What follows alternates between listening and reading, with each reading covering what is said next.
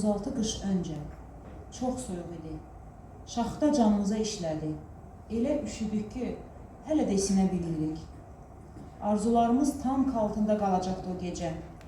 Amma xəyallarımızı xilas etmək üçün özünü o tankın altına atanlar tapıldı.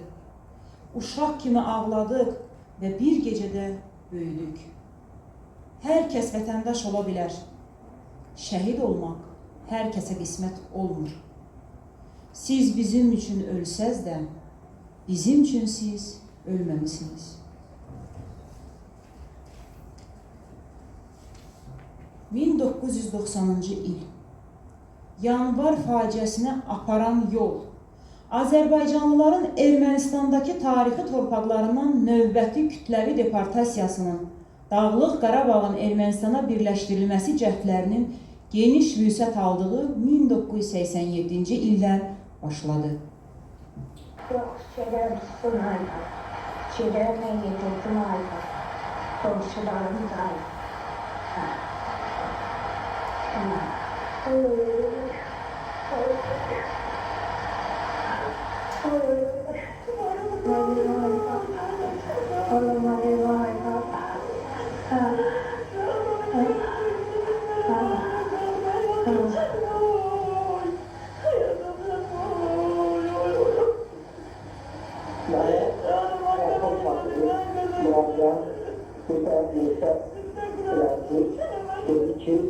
Çıkanda kimi kənddən çıxırsan bu qarajı.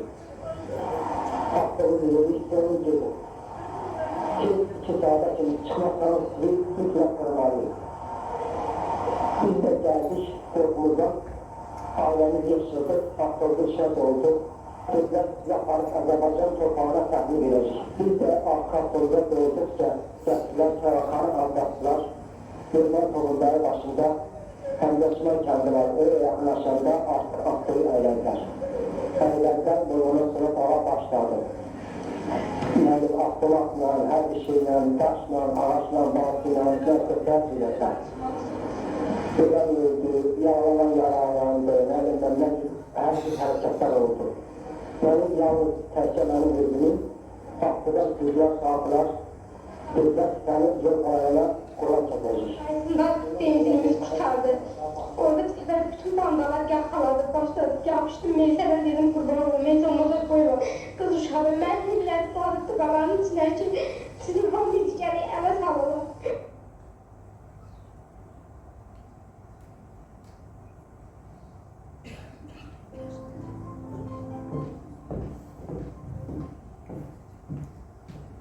Qarabağda ermənilərin törətdiyi cinayətlərin, günahsız insanların öldürməsinin dayandırılması tələbi ilə 1990-cı il yanvarın 16-sında Bakıda və bir sıra rayonlarda piketlər keçirilirdi. Qarabağda artmaqda olan gərginliyin qarşısını almaq əvəzinə Sovet rəhbərliyi Azərbaycan xalqına dəhşətli cinayətlər işlətdi.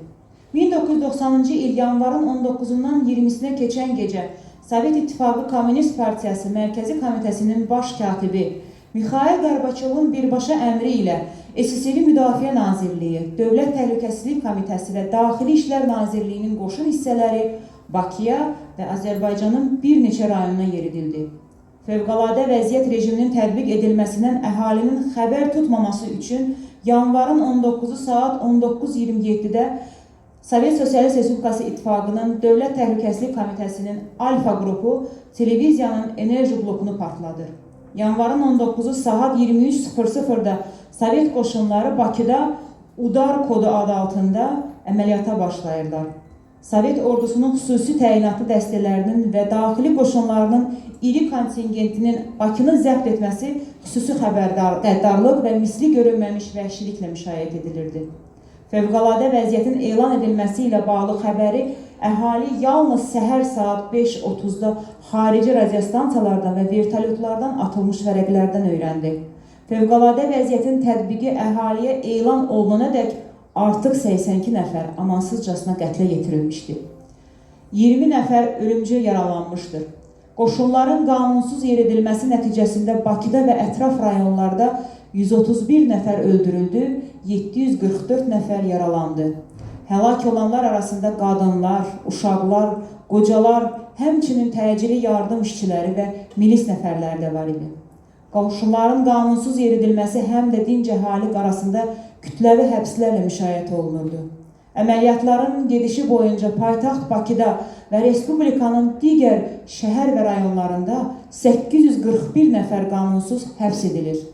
Sovet qoşunların hərəkətlərində 1945-ci və 46-cı illərdə keçirilmiş və tarixə Nürnberg prosesi kimi düşmüş beynəlxalq tribunalda pislənilən bütün əməllər müşahidə edilirdi.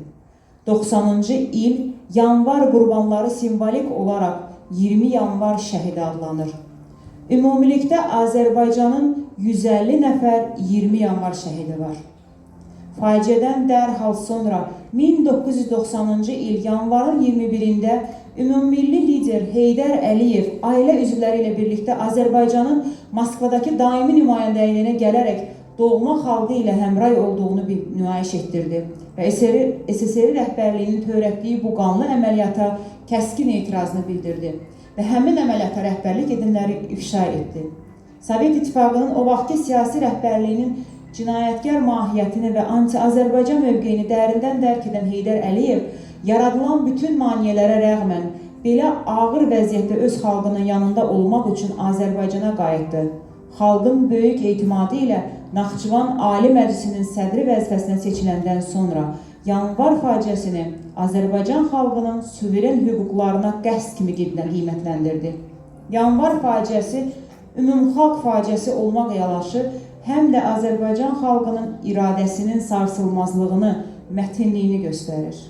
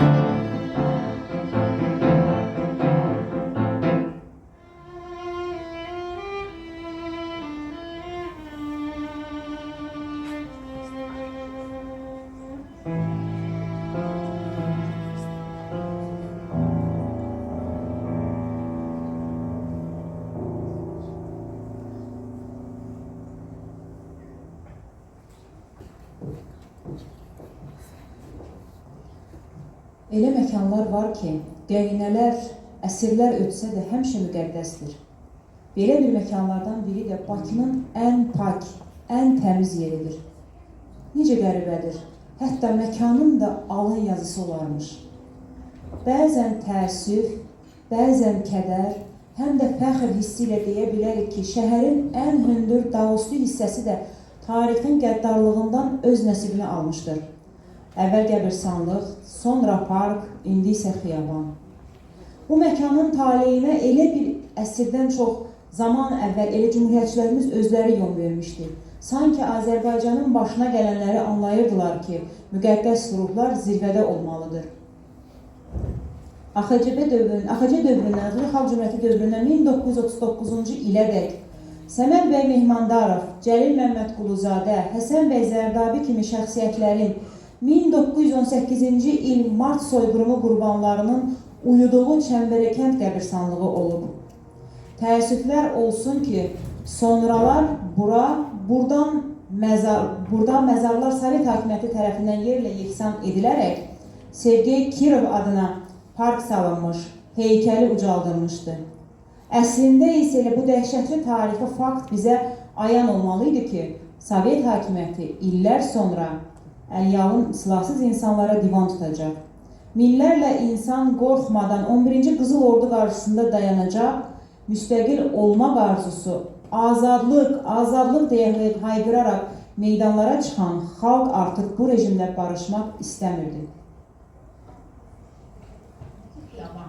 Dağüstü parkda dəfn edilməsi fikrinin təşəbbüskarlarından biridir. Deyir ki, o zamanlar Azərbaycan Milli Elmlər Akademiyasının professoru Qüdrət Əbdülsəlimzadə ilə azadlıq hərəkatında təsadüfi tanışlığı ideyanın ərsəyə gəlməsinə təkan verib və komissiya yaradılıb. Təbii ki, bu sualı verməyə bilməzdi. Niyə məhz Dağüstü park? Yoxsa 51 il əvvəl məzarları tar-mar olanların ruhları mı idi xalqı məhz bu məkanda yenidən birləşdirən? İki təklif olundu. Biri İliş Bağlı'ydı, Bağlı'nın qarşısı. Onu seçməkdə məqsəd oldu, xalq gəlib gedənlərdə, hər yerdən gələndə burada o şəhərlər daha görsün. Təklifin biri də Dağüstü Park'da 18-ci ildə bizim orada şəhərlərimizlə şəhərlər məzarı olmuşdu. Həmin yeri təkrar bərpa etmək təklif olundu. Qüdrət Əbdülsəlimzadə, Azərbaycanlı, Xəlliyi, Nərman Əliyev, Rəhim Qasım. Bu 5 nəfərin kollektiv təşəbbüsü, yerin seçilməsi.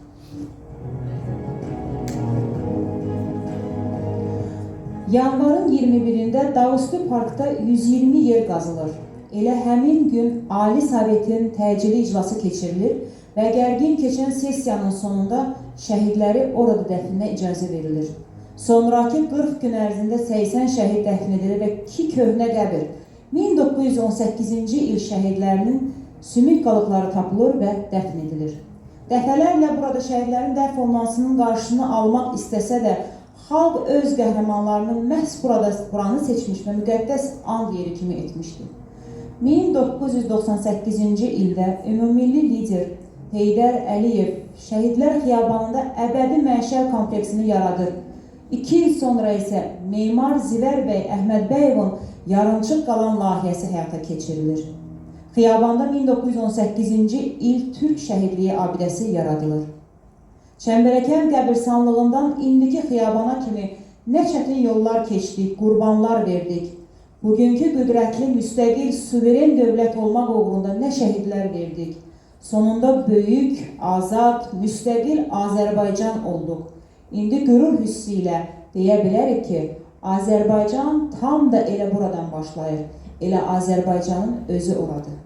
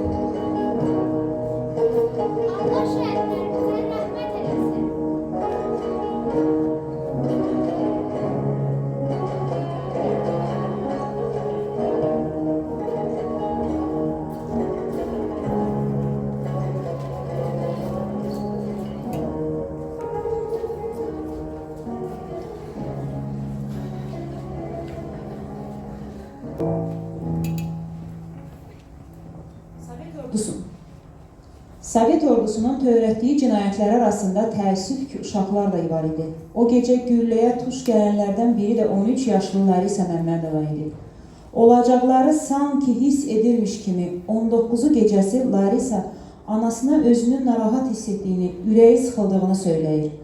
Atası ilə birgə meydana getməyə həvəslənən bu qızcığaz nə bilərdi ki, bu onun son dəfə şəhərə çıxmağı olacaqdı.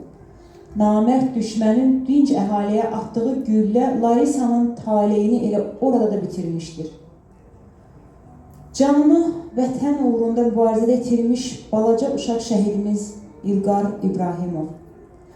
13 yaşlı İlqar da meydan hadisələrinə biganə qala bilmirdi. O da vətənin azadlığını düşünürdü. Oxuduğu məktəb müəllimlərindən, valideynlərindən hər zaman narahatlığını bildirirdi. Dostları ilə birgə indiki 20 yanvar dairəsində toplaşan xalq üçün odun toplayıb daşıyırdı ki, onlar soyuqdan donmasınlar. Bu balaca ürəkli İlqar sanki əməli ilə azadlıq üçün kiçik də olsa öz köməyini göstərməyi özünə borc bilirdi.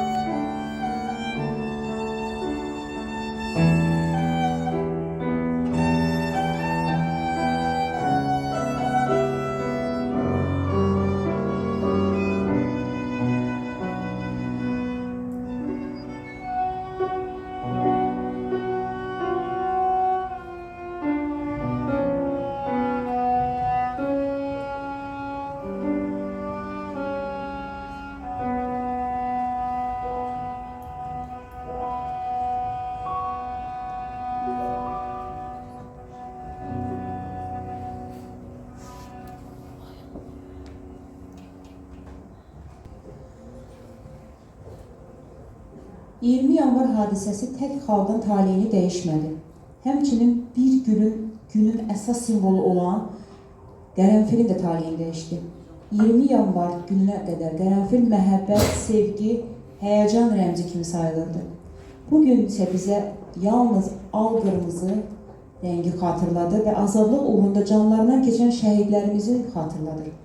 1990-cı ilə qədər Azərbaycanda 26 növü yetişdirilən əlvan rəngli ətri ilə heç bir güllə müqayisə edilə bilməzdi.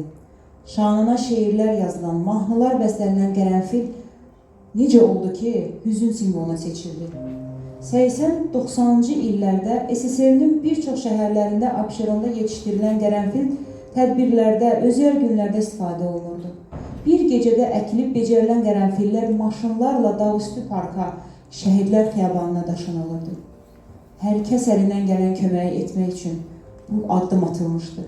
Hər tərəfə al-qırmızı qərənfillər sərildi, sanki şəhidlərin axıdılan qanlarının timsalı idi. Elə o gündən bu günə kimi də qərənfil hüzün günlərinin simvoluna çevrilir.